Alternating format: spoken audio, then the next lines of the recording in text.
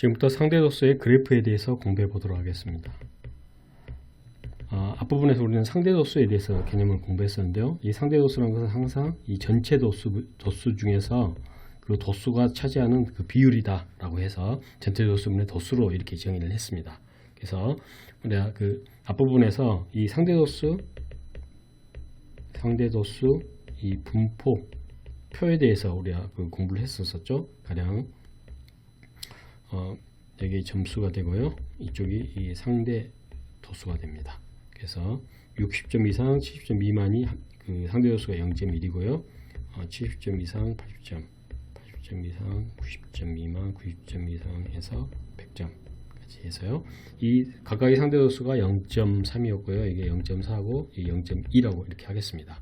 그랬을 때 이 상대 도수의 총합은 항상 1이 된다는 사실, 매우 중요한 이야기였었죠. 이게 바로 우리 그 각 계급별로 이 상대 도수가 어떻게 분포되어 있는지를 나타내는 상대 도수 분포표인데요.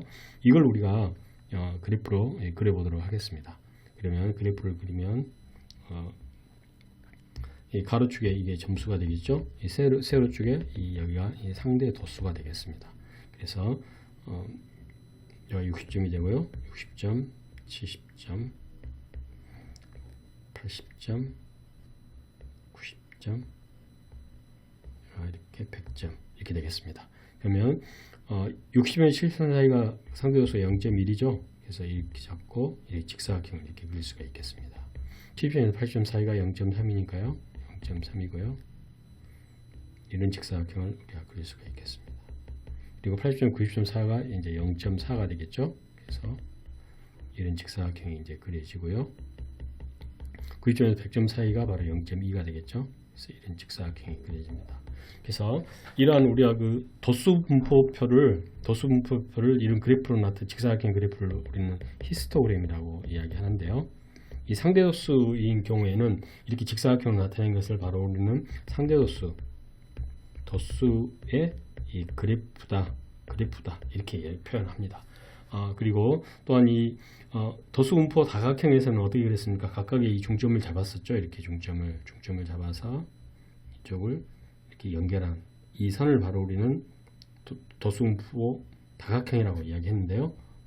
상대도수의 같은 경우에는 굳이 이야기한다면 우리는 상대도수 그 분포 그 다각형이다 이렇게 이야기를 할 수 있겠습니다. 그래서 이렇게 이 상대도수 분포 다각형을 이렇게 그려보면 이제 전체적으로 어떻게 상대도수가 분포되어 있는지를 좀 더 쉽게 알 수가 있겠고요. 이 상대도수 같은 경우에는 이 두 개의 그 어떤 집단을 우리가 비교해 볼 수도 있겠습니다. 가령 뭐 이렇게 가서 이렇게 가고 이렇게 가서 이렇게 한다든가. 그래서 어떤 두 집단이 그 상대도수가 어떻게 분포되어 있는가를 이 분포 다각형을 그려서 그 쉽게 비교를 해보면은 우리가 알 수 있다는 사실. 그래서 이러한 그 상대도수 그래프라는 것은 이 직사각형뿐만 아니고 이 분포의 다각형까지도 우리는 상대도수의 그래프다라고 이해를 하면 되겠습니다. 다시 한번 우리 상대도수 도수의 그래프를 정리하면요. 가로축에 계급의 양 끝값을 적겠죠. 당연히 우리가 했던 대로요. 세로축은 상대도수를 구합니다. 그리고 히스토그램이라든가 도수분포 다각형 모양과 같이 그리면 되겠고요. 그리고 이 상대도수나 이 그래프는 전체 도수가 다른 두 집단을 비교할 때, 전체 도수가 다른 이 두 집단을 비교할 때도 우리가 사용할 수 있는 거고요. 마지막으로 이 상대도수의 그래프와 이 가로축으로 이 둘러싸인 이 넓이이지 않습니까? 그래서 이 경우는 이렇게 되겠죠. 이 부분의 이 넓이는 결국은 이 계급의 크기와 같게 된다는 이야기입니다. 이 부분에 대해서 다시 한번 우리가 정리하면요. 가령 예를 들어서 이 다각형의 이 다각형은 결국 이 직사각형의 넓이나 똑같은 거 아니겠습니까? 그러면 결국 이 직사각형의 첫 번째 직사각형의 넓이는 어떻게 했습니까? 가로가 10이죠. 세로가 0.1이죠. 10 곱하기 0.1에 해당되고요. 두 번째 직사각형은 다시 이것도 10 곱하기 0.3에 해당되고요. 세 번째 직사각형 경우는 10 곱하기 0.4 플러스 네 번째 직사각형과 10 곱하기 0.2에 해당되겠죠. 그래서 이 부분을 모두 다 이렇게 경우에 10이 있으니까 10으로 가로 갖게 된다면요. 0.1 플러스 0.3 플러스 0.4 플러스 0.2 이런 식이 되겠죠.